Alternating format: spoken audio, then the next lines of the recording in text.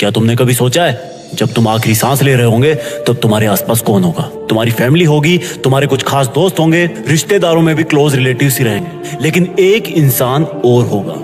वो बस तुम्हें कुछ समय पहले से ही जान रहा होगा और उसको इस बात का कोई फर्क नहीं पड़ेगा कि चाहे तुम कोई भी हो, किसी भी धर्म के हो, किसी भी जाति के हो, किसी भी गांव के हो, शहर के हो, गोरे हो, काले हो, बच्चे हो, बूढ़े हो, आदमी हो या औरत हो। वो तुम्हारा और तुम्हारे रिलेटिव्स का आपस में मिलने का टाइम बढ़ाने के लिए, तुम्हें नई जिंदगी देने के लिए अपनी टीम के साथ पूरी जी जान लगा रहा होगा। ये वो इंसान होगा जिसने अगर ऑपरेशन थिएटर के बाहर आकर सॉरी बोल दिया तो समझो खेल खत्म। ले सकते हो ये जिम्मेदारी, बन सकते हो इस तरह का एक बहादुर डॉक्टर जो कि अभी अभी ऑपरेशन थिएटर से निकला है, जिसको इंफॉर्मेशन मिली है कि इमरजेंसी है। एक डॉक्टर के लिए इमरजेंसी वर्ड काफी है। उसके लिए इमरजेंसी का मतलब सिर्फ और सिर्फ किसी की लाइफ है। एक इंसान अपने आप को कितने विश्वास से सौंप देता है खुद को डॉक्टर के सामने, सब चीजें कबूल कर लेता है, क्योंकि मरीज जानता है कि डॉक्टर को नहीं बताऊंगा तो किसको बताऊंगा। और ये विश्वास आता है तुम्हारे नॉलेज से, तुम्हारे प्रोफेशन से, और ये दोनों आते हैं सिर्फ और सिर्फ डेडिकेशन से।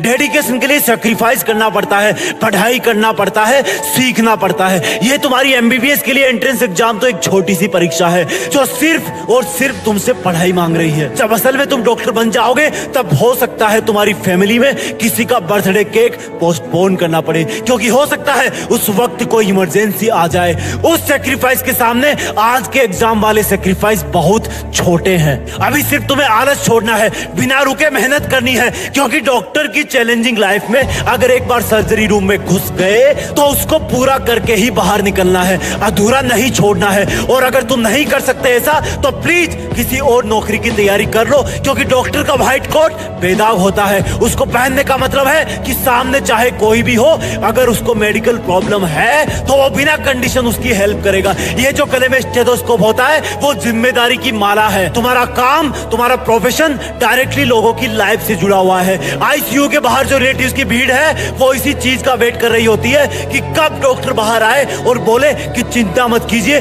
मरीज खतरे के बाहर है और उसको होश आ गया है। कहां से आती है ये जिम्मेदारी, कहां से आता है लोगों में एक डॉक्टर के प्रति इतना विश्वास? सोचा है कभी? क्योंकि वो मेहनत करते हैं और वही मेहनत तुम्हें अभी करनी है। सोचो ये तुम्हारी नीट की एग्जाम या एम्स की एग्जाम एक इमरजेंसी है। अब तुम क्या करोगे? डॉक्टर होना चैलेंज स्वीकार करो, अपनी टीम बनाओ और तुम्हारी टीम में तुमको मिलाकर सिर्फ 3 लोग हैं। पहले तुम, दूसरी तुम्हारी प्लानिंग, तीसरा तुम्हारा हार्डवर्क। तुम्हारा स्टेथोस्कोप है तुम्हारा दिमाग, जो हमेशा तुम्हारी मंजिल पाने के लिए बेताब धड़कनों की बात सुनता है और उसके हिसाब से तुम्हारी बॉडी को मेहनत करने के लिए ऑर्डर करता है। और जब तुम इस एग्जाम की इमरजेंसी से लड़ रहे हो उस वक्त अपने इस ऑपरेशन थिएटर रूपी स्टडी रूम के बाहर की वार्निंग लाइट जला देना, ताकि तुम्हें मेहनत करने से कोई डिस्टर्ब ना कर सके, यहां तक कि तुम्हारी गंदी आदतें भी नहीं। और जी जान से किताब की हर एक लाइन पढ़ना, क्योंकि तुम्हें क्या पता कौन सा केमिकल फॉर्मूला किसी की जिंदगी बचा दे। और इस एग्जाम की इमरजेंसी में जो ब्लड चाहिए उसका ब्लड ग्रुप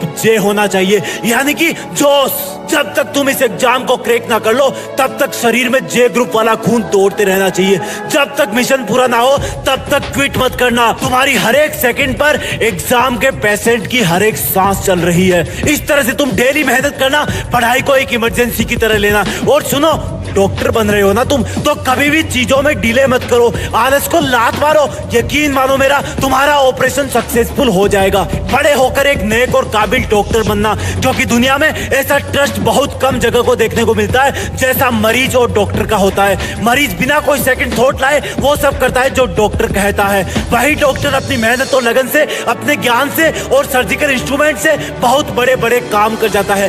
ब्रेन सर्जरी कर देता है, ओपन हार्ट सर्जरी कर देता है, प्लास्टिक सर्जरी कर देता है, हार्ट का ट्रांसप्लांट कर देता है और भी ना जाने कितने ही कॉम्प्लिकेटेड ऑपरेशन कर देता है। कौन है वो इंसान जो ये सब एडवांस बायोटेक्नोलॉजिकल काम करता है? क्या ये सब काम करने वालों को अलग से पैदा होता है? वो हम जैसा ही पैदा होता है, लेकिन उसकी मेहनत और लगन उसको वो सब काम करने के काबिल बनाती है जिससे कई जिंदगियां बच जाती है। और उस मेहनत की स्टार्ट होती है उस स्टूडेंट से जो एमबीबीएस करने के लिए एंट्रेंस एग्जाम की तैयारी कर रहा है।